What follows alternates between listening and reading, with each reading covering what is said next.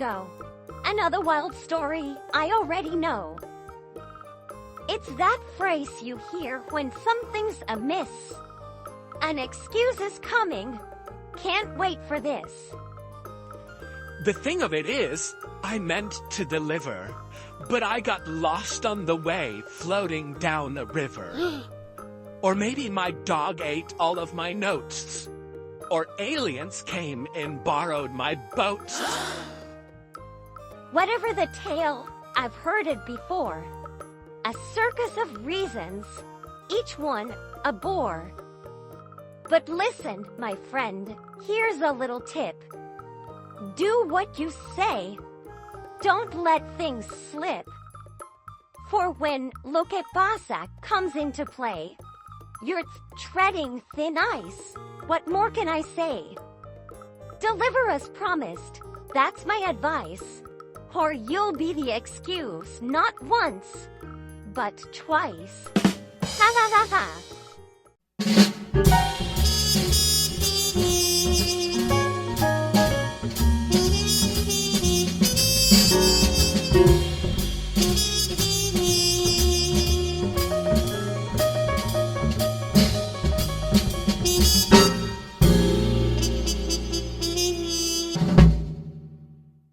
All right, everyone. Welcome to Coffee and Headlines. Well, sort of Paco's off on an adventure this week. You know what they say, when the cat's away, the mice will play. I'm your host for this deep dive, and I'm excited to explore something new, Pueblos Magicos. Luckily, we have an expert here to help us unpack all this. I'm happy to help. It's a fascinating topic. So first things first, what exactly is a Pueblo Magico, for those of us who haven't come across the term before? Think of it this way. Mexico wanted to highlight some of its smaller towns, overflowing with history culture, unique charm. So they launched this program back in 2001 to do just that. Like a curated list of hidden gems. Yeah, exactly. But it's not just a random selection. To become a Pueblo Magico, a town has to meet certain criteria. Things like a rich history, unique traditions, stunning natural beauty, maybe even being known for a specific craft. They're looking for places that offer visitors a truly authentic Mexican experience. So it sounds like they're trying to strike a balance between promoting tourism and preserving the unique character of these towns. Do you think it's working? It's a complex issue for sure. The program has definitely put these towns on the map for sure. But managing the influx of tourists while preserving that authenticity, it's a challenge. It makes you wonder what those challenges look like on the ground. But hey, that's a deep dive for another day. Speaking of dining in, Paco's actually exploring a few of these Pueblos Magicos right now, Talpa de Allende, Mascota, and San Sebastian de Oeste. Oh, fantastic choices. Each one is so distinct. Let's start with Talpa de Allende. What's the story there? Well, imagine a town nestled in the mountains, surrounded by pine forests, steeped in history, dating back to the silver mining boom of the 1500s. That's Talpa de Allende. Okay, I'm picturing it. Rugged mountains, maybe a little Wild West vibe. Definitely a sense of history. Yeah. And the name itself is a bit of a clue. Allende is a tribute to General Ignacio Allende, a key figure in the Mexican War of Independence. So right off the bat, this town has a story to tell. So it's not just a pretty place. It's got some serious historical weight. What else makes Talpa de Allende special? Well, it's a major pilgrimage destination. Millions of people visit each year, drawn by the belief that a tiny statue of the Virgin del Rosario housed in the town's church can perform miracles. Wow, a statue with a reputation. What's Wow. the story there? This statue, nicknamed La Chaparrita, meaning the short one, incredibly revered. Some say it's responsible for healing the sick and granting wishes. During Easter week, the town is absolutely flooded with pilgrims, many of whom walk a grueling 117-kilometer route called the Ruta del Peregrino just to reach the church. 117 kilometers. That's some serious dedication. It really is. And they're not strolling through a park either. This route takes them up into the mountains, along dusty paths, sometimes with just the pine forest for company. Imagine the sense of purpose, the shared faith driving them forward. Yeah, it's pretty powerful to think about. So you got the history, the Yeah. spiritual significance. Anything else? What about that forest you mentioned? Right. That forest is actually quite special. It's a vast expanse of maple and pine trees, officially recognized and protected as the Arce Forest State Park. Imagine the crisp mountain air, the scent of pine needles, sunlight filtering through the branches. Sounds incredibly peaceful. Mm. A stark contrast to the crowds of pilgrims. All right. So we've got a historic silver mining town, a pilgrimage destination, Mm-hmm. and a protected forest. That's Talpa de Allende in a nutshell. It's a good start. All right, well, let's move on to the next stop on Paco's journey, Mascota. I have to admit, I'm a little curious about the name. Tell us about it. Yes, Mascota. The name is actually derived from Amexicotlan, which roughly translates to place of deer and snakes. Snakes. Okay, that's not the first thing that comes to mind when you hear Mascota, but I'm intrigued. Well, it hints at the rich natural history of the region. The area was once teeming with wildlife, and some say you can still spot deer roaming the hillsides today. So maybe not too many snakes, though. Let's hope not. But beyond the wildlife, Mascota itself is quite charming.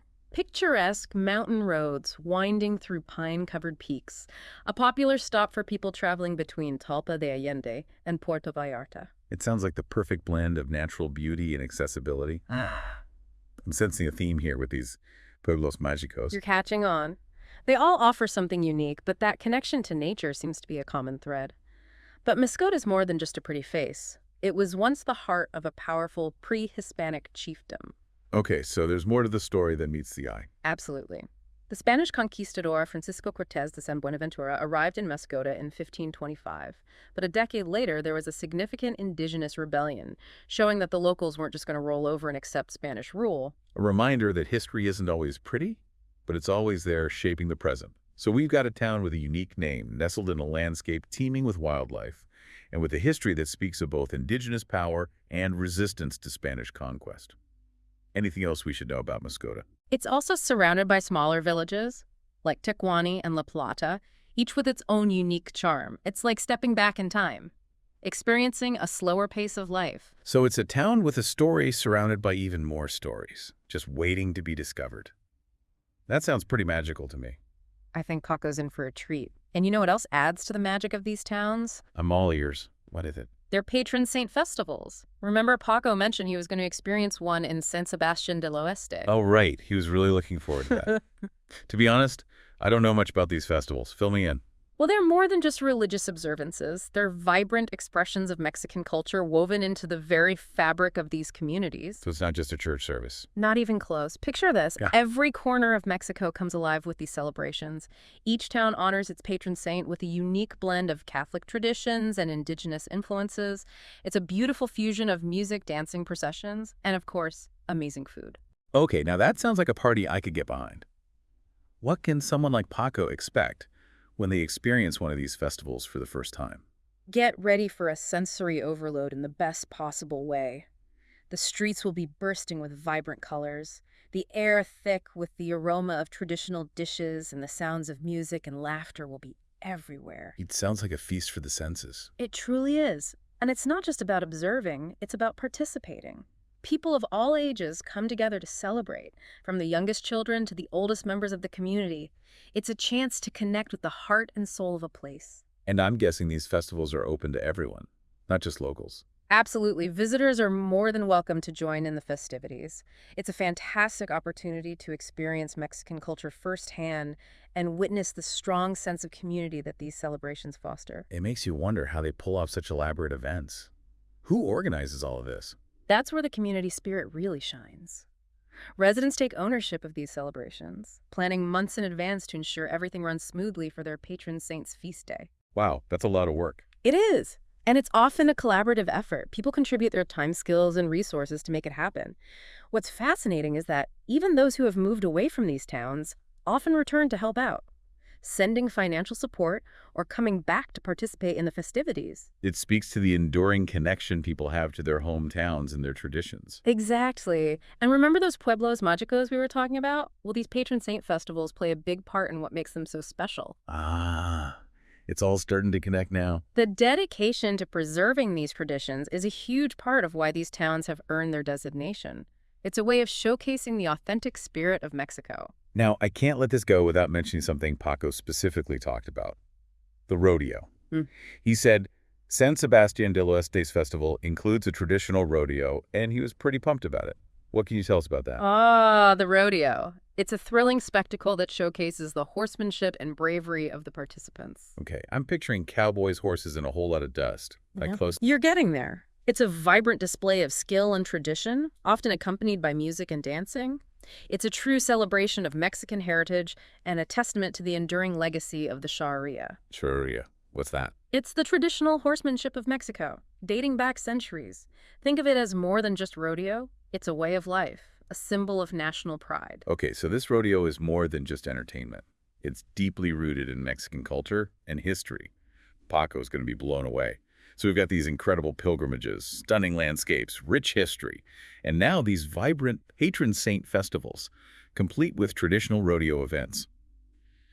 It seems like these Pueblos Magicos offer a total sensory and cultural immersion. That's precisely what makes them so captivating. They offer a glimpse into the soul of Mexico. I'm starting to see why Paco was so excited about this trip. I'm practically adding these towns to my own travel bucket list as we speak. Excellent choice. Each Pueblo Magico has its own unique flavor, its own story to tell. As we've seen with Talpa de Allende and Mascota, they often combine natural beauty with cultural richness in a way that's hard to find elsewhere. It's like they've captured the essence of Mexico in these charming towns. A poetic way to put it. And it's not just about preserving the past. These towns are living, breathing entities, constantly evolving while holding onto their traditions. Speaking of evolving, we've only scratched the surface of San Sebastian de Oeste. We talked about the patron saint fiesta and the rodeo, but there's so much more to uncover about this town. What else can you tell us? Well, I don't want to spoil all the surprises Paco's in for, but I will say this. San Sebastian del Oeste is known for its well-preserved colonial architecture. Imagine cobblestone streets, whitewashed buildings with red-tiled roofs, and stunning views of the surrounding Sierra Madre Mountains. Okay, now I'm really picturing myself wandering those streets. Maybe stopping for a coffee in a charming little plaza. Is there anything in particular that stands out about San Sebastian del Oeste's history? It was actually a major mining center back in the 18th century, producing a significant amount of silver.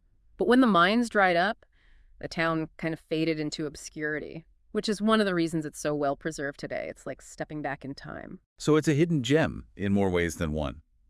And now, thanks to the Pueblos Magicos program, it's getting a new lease on life. Exactly. And with that renewed attention comes a responsibility to ensure that the development is sustainable and respects the town's heritage. That brings up an interesting thought. We've talked about what makes these towns magical. But what does that even mean? Is it the history, the traditions, the natural beauty, or something more intangible? That's a great question. I think it's a combination of all those things. But it's also about the feeling a place evokes, the connection it fosters between the visitor and the place itself. It's like that magic is something you have to experience firsthand to truly understand. Absolutely.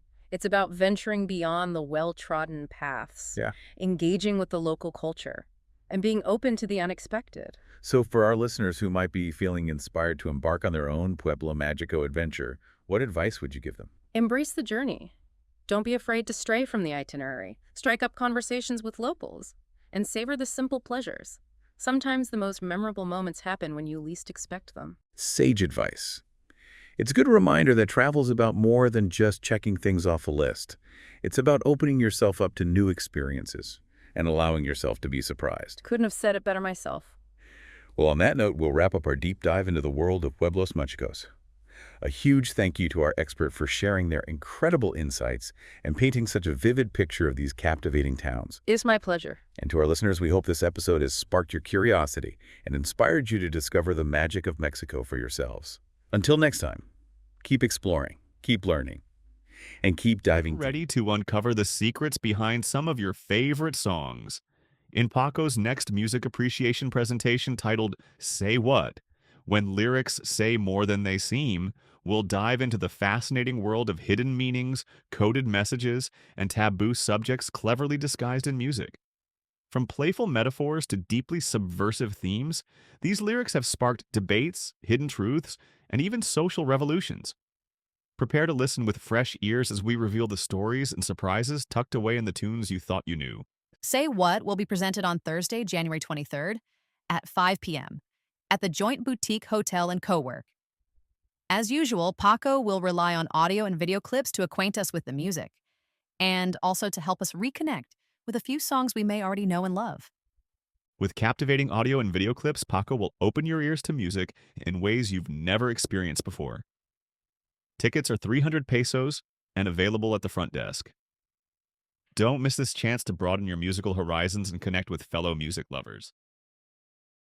And now, here is Seth Sykes with Mark Hartman on the piano performing another selection from their Hello Gorgeous tribute to Barbra Streisand performing at Nacho Daddy this coming Monday. Enjoy!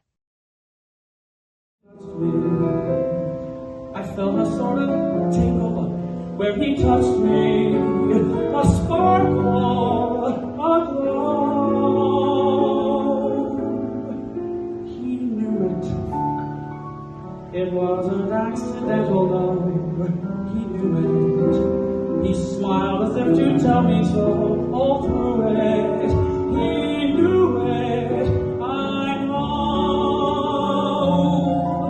he's real, and the world is alive and shining. I feel such a wonderful drive towards Valentine.